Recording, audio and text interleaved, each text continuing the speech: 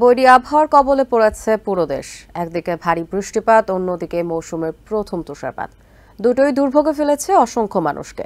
পশ্চিম উপকূলে বৃষ্টিতে তলিয়ে গেছে ঘরবাড়ি, ফসলি জমি সহ বিভিন্ন সড়ক। ক্যালিফোর্নিয়ার সোনোমা কাউন্টির রাশিয়ান নদীর পানি বেড়ে বন্যার আশঙ্কা করা হচ্ছে।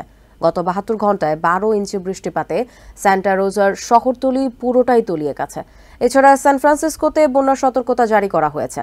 অন্যদিকে উত্তর পূর্বাঞ্চলের পেনসিলভেনিয়া ও নিউ ইয়র্কে ভারী তুষারপাতে ঢাকা পড়েছে বাড়িঘর, রাস্তাঘাট।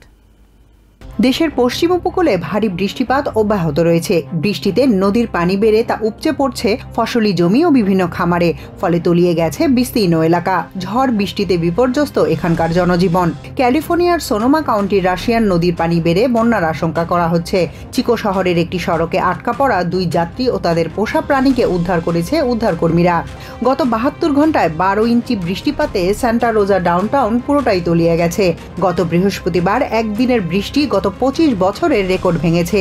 এতে তলিয়ে গেছে বাড়ির নিচতলা, পার্কিং এলাকা সহ বিভিন্ন সড়ক। স্থানীয় ক্লিনিকে অ্যাপয়েন্টমেন্ট নিতে আসা পরিবারের বয়স্ক সদস্যকে নিয়ে জলাবদ্ধতায় আটকা পড়েন এই নারী। পরে উদ্ধারকর্মীদের সহায়তায় বাসায় ফিরেন তারা। এদিকে সান ফ্রান্সিসকোতে বন্যা সতর্কতা জারি করা হয়েছে। ভূমিধসের কারণে অনেক বাড়ির প্রবেশপথই বন্ধ হয়ে গেছে। রাস্তা পরিষ্কারে কাজ শুরু করেছেন পরিচ্ছন্নতা কর্মীরা। অন্যদিকে শীতকালীন ঝড়ের কারণে বিভিন্ন উপকূলে আগেভাগেই তুষারপাত শুরু হয়েছে। বছরের প্রথম তুষারপাতের কবলে পড়েছে পেনসিলভেনিয়া এবং নিউ ইয়র্কের কিছু এলাকা। এসব স্থানে ১ ফুটেরও বেশি তুষারপাত হয়েছে। বৃহস্পতিবার ওহাইওর ক্লিভল্যান্ড স্টেডিয়ামে ফুটবল খেলা চলার সময় খেলোয়াড়দের উপর তুষারপাতের দৃশ্য অবলোকন করেছে দর্শকরা। প্রায় ১ ইঞ্চি পরিমাণ তুষারপাত হয়েছে সেখানে।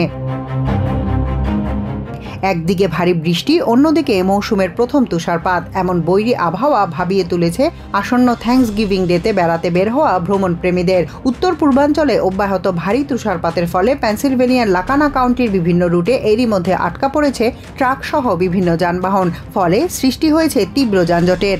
এছাড়া বিপজ্জনক পরিস্থিতি বিবেচনায় ইন্টারস্টেট ৮৪ এর ৫০ মাইল পর্যন্ত সড়ক বন্ধ রাখা হয়েছে।